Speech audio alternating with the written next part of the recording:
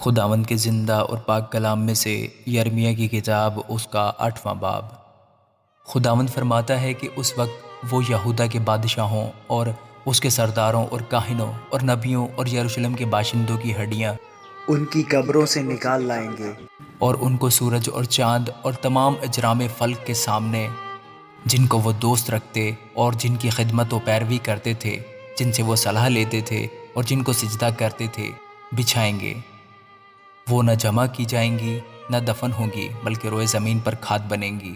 اور وہ سب لوگ جو اس برے گھرانے میں سے بچ رہیں گے، ان سب مکانوں میں جہاں جہاں میں ان کو ہانک دوں، موت کو زندگی سے زیادہ چاہیں گے، رب الافواج فرماتا ہے۔ اور تو ان سے کہہ دے کہ خداوند یوں فرماتا ہے، کیا لوگ گر کر پھر نہیں اٹھتے؟ کیا کوئی برگشتہ ہو کر واپس نہیں آتا؟ پھر یروشلم کے یہ لوگ کیوں ہمیشہ کی برگشتگی پر اڑے ہیں؟ وہ مکر سے لپٹے رہتے ہیں اور واپس آنے سے انکار کرتے ہیں۔ میں نے کان لگایا اور سنا، ان کی باتیں ٹھیک نہیں۔ کسی نے اپنی برائی سے توبہ کر کے نہیں کہا کہ میں نے کیا کیا۔ ہر ایک اپنی راہ کو پھرتا ہے، جس طرح گھوڑا لڑائی میں سرپٹ دوڑتا ہے۔ ہاں، ہوائی لکلک اپنے مقررہ وقتوں کو جانتا ہے، اور کمری اور ابابیل اور کلنگ اپنے آنے کا وقت پہچان لیتے ہیں، لیکن میرے لوگ خداوند کے احکام کو نہیں پہچانتے۔ تم کیوں کر کہتے ہو کہ ہم تو دانش مند ہیں اور خداوند کی شریعت ہمارے پاس ہے، لیکن دیکھ، لکھنے والوں کے باطل قلم نے بطالت پیدا کی ہے۔ دانش مند شرمندہ ہوئے، وہ حیران ہوئے اور پکڑے گئے۔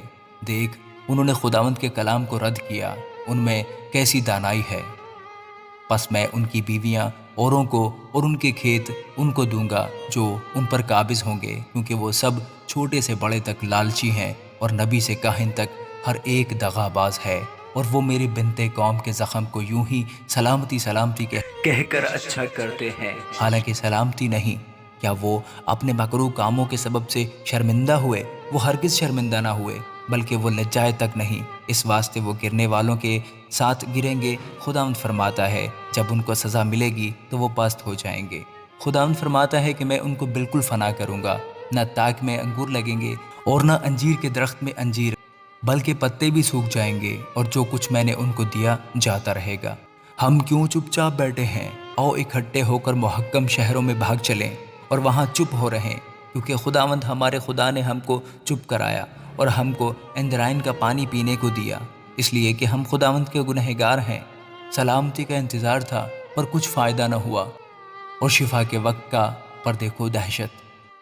اس کے گھوڑوں کے فررانے کی آواز دھان سے سنائی دیتی ہے، اس کے جنگی گھوڑوں کے ہنہنانے کی آواز سے تمام زمین کانپ گئی، کیونکہ وہ آ پہنچے ہیں اور زمین کو اور سب کچھ جو اس میں ہے، اور شہر کو بھی اس کے باشندوں سمیت کھا جائیں گے۔ کیونکہ خداوند فرماتا ہے، دیکھو، میں تمہارے درمیان سانپ اور افعی بھیجوں گا، جن پر منتر کارگر نہ ہوگا، اور وہ تم کو کاٹیں گے۔ کاش کہ میں غم سے تسلی پاتا، میرا دل مجھ میں سست ہو گیا۔